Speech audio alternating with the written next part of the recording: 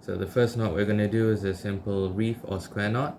Very easy to tie or untie, used to tie two ropes together or a rope around an object, unless you're expecting heavy strain on the knot, in which case it may untie itself. So, simple two-step process. You take your two ends. I'm doing right on top of left, and then you put it under, like so. You do this, and then up top, you do the reverse. Now, since right was on top of left just now, I do left on top of right, under, and pull together, and then pull the bottom here to get it tight. There we go, simple reef knot. And to untie it, just pull these two parts apart, and simple.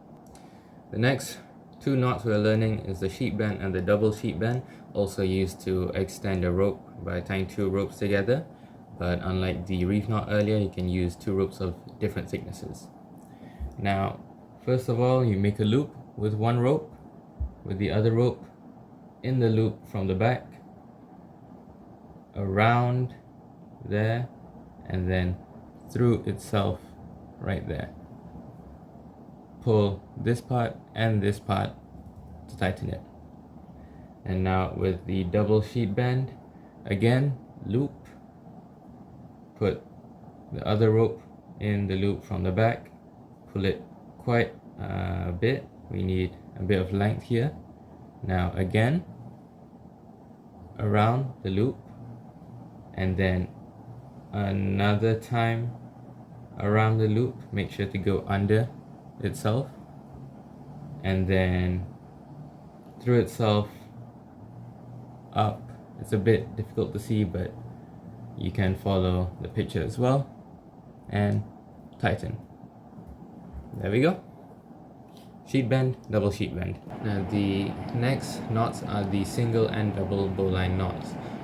This knot is used to create a noose or a loop at the end of a rope. So first step, you make a small loop here, leave quite a bit of length. This length will be your loop that you end up with. Make it go inside the loop from behind, and then pull it through behind this one and back in through the loop, and then while holding this whole thing in place, pull this, and then pull this and this, and you got a loop or a noose. And now for a double bowline, same thing, except you make one loop and then again bring it there, and exact same thing from behind and behind the top one and back into this one. And while holding everything, you just pull.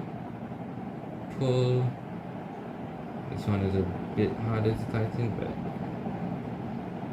once you get it, there, simple loop noose can be used for a multitude of things. I'll give you an example with this bottle. With this here, I put it through and just pull on it as such. Now I got a nice knot to hold up the bottle. Now the next knot is a clove hitch knot. It's a knot used to secure rope to an object, although not very suitable with smooth objects like this, but I will be using it to demonstrate. Now I'm doing it backwards so you can follow as you see it on the video. First of all, put it around and leave quite a bit of length because you'll be looping 2 times over. First loop, make sure to cross it on the other side. Now let me just lengthen a bit, under and loop again, and as you can see there's this part here. So what you want to do is put it under this rope that goes over and then pull both ends, tighten, and there you go, hitch knot. Okay, now for the next set of knots is the figure of 8 knot and the figure of 8 loop. So 2 knots with basically the same method of doing it. Now for the figure 8 knot, take your rope around here, make sure it goes at the back here, and then pull it, make sure it goes around and through this loop and pull. There you go, figure of 8 knot is used as a stopper knot to stop it from running through anything. Now for the loop, as you can probably tell, creates a loop or a noose. Same exact thing, except we make a loop like this first with the rope, and then exact same thing, behind, around, and through, pull. There we go, loop or noose. Now the last thing I'll be showing you is a figure of 8 knot to figure of 8 loop. It's a transition between the two previous knots, and go ahead and do your figure of 8 knot. Same thing as before, except leave a lot of rope at the end, because that's what we'll be using to transition. Now all you have to do is, once you have your already made figure of 8 knot, loosen up the knot, and then very nicely, very easily, just follow your rope back with the end of the rope here. Sorry that it's all unwinded, but just follow all the way back. Maybe a bit confusing at first, but in reality is just following the exact path your rope went through.